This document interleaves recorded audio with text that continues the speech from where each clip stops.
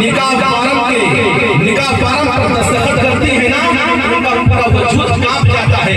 کیوں؟ کیونکہ جس بچی کی شادی نہیں ہوئی ہے اس سے ذرا آپ پوچھو تم کس کے گھر کی ہو تو اپنے باپ کا نام بتاتی ہے، کس گاؤں کی ہو تو اپنے میکے کا نام بتاتی ہے جہاں اس کی پیدائش ہوئی ہے، جہاں وہ پلی بڑھی ہے۔ لیکن جیسے ہی اس نے نکاح کے کام پر دستخط کر دیا اس کا حقدار بدل گیا۔ اس سے پوچھا جائے گا تم کس کے گھر کی ہو تو باپ کے نام کے بجائے اس کے گھر پر اس کے شوہر کا نام آئے گا، باپ کے نام کے بجائے اس کے شوہر کا نام آئے گا، اپنے میکے کے بجائے جس گاؤں میں پلی بڑھی بچپنا گزرا پڑھائی کی کھیلی اس کے زبان پر وہ نام نہیں آئے گا نکاح کے بعد، بلکہ اس کے سسرال کے گاؤں کا نام آئے گا، میں فلاں گاؤں کی رہنے والی ہوں۔ نکاح کوئی عام چیز نہیں ہے پیارے مسلمانوں، یہ لڑکیاں ہیں، یہ لڑکیاں اپنے شوہر کی خاطر اپنے باپ کو چھوڑ دیتی ہیں، یہ لڑکیاں اپنے شوہر کے لیے اپنے ماں کو چھوڑ دیتی ہیں، یہ لڑکیاں اپنے شوہر کے لیے اپنے بھائی کو چھوڑ دیتی ہیں، یہ لڑکیاں اپنے شوہر کے لیے اپنے بہنوں کو چھوڑ دیتی ہیں، یہ لڑکیاں اپنے شوہر کے لیے اس گھر کو چھوڑ دیتی ہیں جس گھر میں ان کا بچپنا گزرا ہے۔ کس کے لیے جا رہی ہے؟ اپنے شوہر کے لیے جا رہی ہے۔ پیارے مسلمانوں، شوہر میں اپنے بہنوں کو بتانا چاہوں گا، ماؤں کو بتانا چاہوں گا، شوہر کا مرتبہ بہت بڑا ہے۔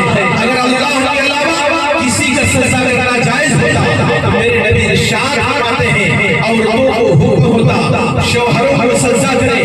پیارے مسلمان بھائیوں، میں آپ سے متوجہ ہوں، میں آپ سے توجہ چاہتا ہوں۔ اللہ کے رسول صلی اللہ علیہ وسلم ارشاد فرماتے ہیں کہ بہت سے ایسے مرد ہوں گے جو اپنے بیویوں پر ظلم کرنے کی وجہ سے جہنم کی آگ میں جلائے جائیں گے۔ میرے نبی پاک صلی اللہ علیہ وسلم ارشاد فرماتے ہیں اپنے بیویوں سے، اللہ سے اپنے بیویوں کے معاملے میں ڈرو کیونکہ تمہارے بیویوں کے متعلق اللہ تم سے قیامت کے دن سوال کروائے گا۔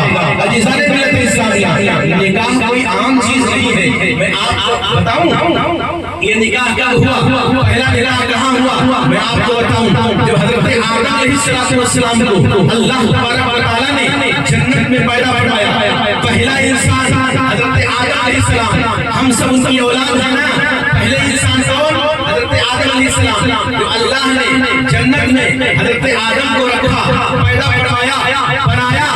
آدم علیہ السلام جنت میں غمگین ہیں، جنت میں بے چین ہیں۔ حضرت آدم علیہ السلام کو سوچا ہے، اللہ نے پوچھا اے آدم جنت میں تو ساری سکون کی جگہ موجود ہے، جنت میں ہر چیز موجود ہے، پھر آپ کو بے چینی کیسی، آپ کو گھبراہٹ کیسی؟ تو آدم نے کہا اے اللہ تو علیم ذات الصدور ہے، دلوں کی راز کو جاننے والا ہے، جانتا ہے میں بے چین کیوں ہوں۔ اللہ تبارک و تعالیٰ نے حضرت جبریل سے کہا اے جبریل ہم نے تمہاری ہاتھ میں ٹھنڈک رکھی ہے، یہ ٹھنڈک والا ہاتھ آدم کی پیشانی پر رکھو۔ جب حضرت جبریل نے اپنے ہاتھ کو آدم کی پیشانی پر رکھا، اس سے پہلے کوئی عورت نہیں پیدا کی گئی تھی، حضرت آدم کی پیشانی پر حضرت جبریل نے ہاتھ رکھا تو جنت میں میرے باپ سب کے باپ آدم سو گئے۔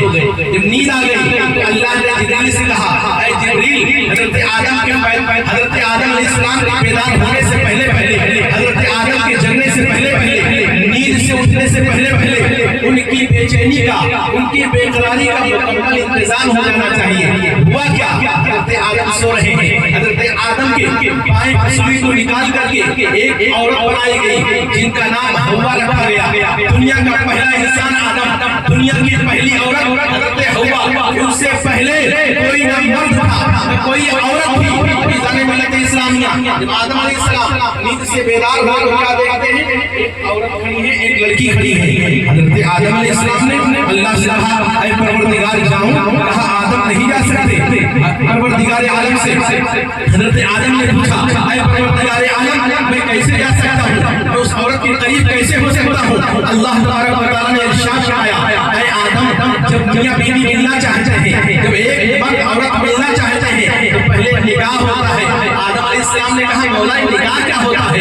آدم علیہ السلام نے جب پوچھا تو اللہ نے حضرت جبریل علیہ السلام کو اور فرشتوں کو کہا ان کا نکاح کر دیا جائے۔ فرشتوں نے حضرت آدم علیہ السلام کا نکاح کہا جنت میں پہلا نکاح دوست گراؤنڈ میں ہو رہا ہے، نہیں جنت میں ہو رہا ہے۔ پہلا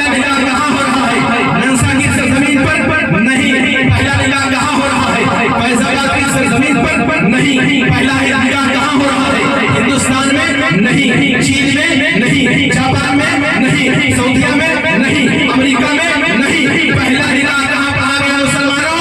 پہلا نکاح جنت میں پڑھا گیا، آدم و حوا کا نکاح پڑھا گیا، نکاح ہو گیا۔ آدم علیہ السلام نے پوچھا اے پروردگار عالم جاؤں؟ پروردگار عالم نے فرمایا نہیں جا سکتے۔ کہا مولا اب کیا ہوگا؟ کہا پہلے مہر ادا کرو۔ میں نے ظلم بولا نا، لوگ بوڑھے ہو جاتے ہیں، پوتا پوتی والے ہو جاتے ہیں، پھر بھی بیویوں کا حق مہر ادا نہیں کر پاتے۔ یہ اور پہلا حق ہے پیارے مسلمانوں، اس کو ادا کرو۔ کہا مولا مہر کیا ہوتی ہے؟ روپیہ پیسہ ادا کرو؟ کیا ادا کرو؟ تیری تسبیح و تحلیل کروں؟ نہیں۔ تیرا اسکری بارگاہ میں سجدہ کروں مہر ادا ہو جائے گا؟ نہیں۔ مہر مولا کیسے ادا ہوگا؟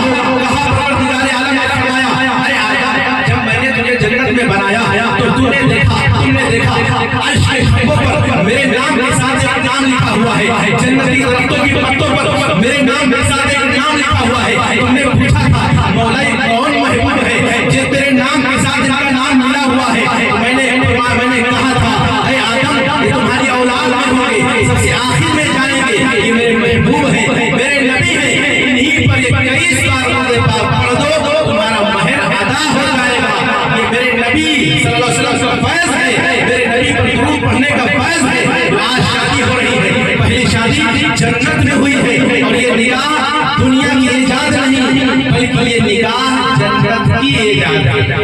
ایک بار دوسری بات پڑھنے اللہم صلی علی سیدنا مولانا محمد وآلہ وسلم صلی اللہ علیہ رسول اللہ الصلاۃ والسلام علیہ نبی اللہ صلی اللہ علیہ وسلم۔ تو جو جنت میں شروع ہوا تھا آج ہم مسلمانوں کے درمیان میں یہ دنیا میں رائج ہے پروردگار عالم کی طرف سے۔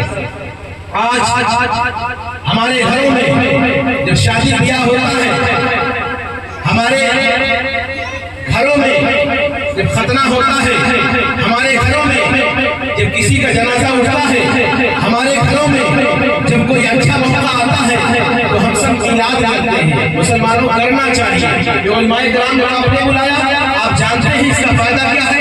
اگر ایک طالب علم کسی قبرستان سے گزر جائے، ایک طالب علم حاصل کرنے والا کسی قبرستان سے گزر جائے، اللہ تبارک و تعالیٰ اس قبرستان کے مردوں پر سے عذاب کو ہٹا لیتا ہے۔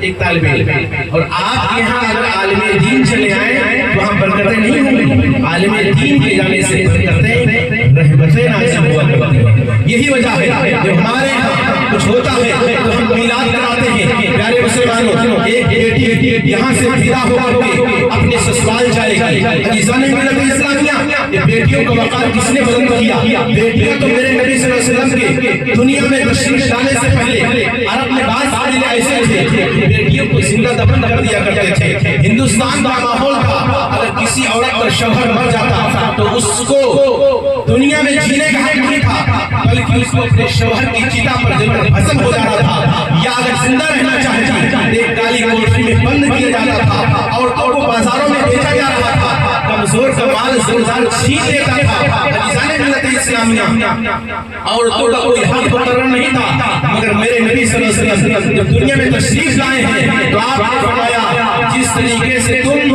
لڑکوں کا حق ادا کرتے ہو، لڑکوں کو پالتے ہو، اسی طریقے سے اپنے بچیوں کو پالا کرو، کیونکہ یہ بچیاں زحمت نہیں ہے رحمت ہے، یہ بچیاں زحمت نہیں رحمت ہے۔ میرے نبی ارشاد فرماتے ہیں جس گھر میں بچی پیدا ہوتی ہے اس گھر کو رحمت کے فرشتے گھیر لیتے ہیں۔ یہ بچیاں جب چھوٹی ہیں اپنے ماں باپ کے لیے بخشش کا ذریعہ ہے، جب بڑی ہو گئی ان کی شادی ہو گئی تو اپنے شوہر کے لیے آدھائیان ہیں، اور یہی بچیاں جب ماں بن گئی تو ماؤں کے قدموں کے نیچے بچوں کے لیے جنت رکھ دی گئی۔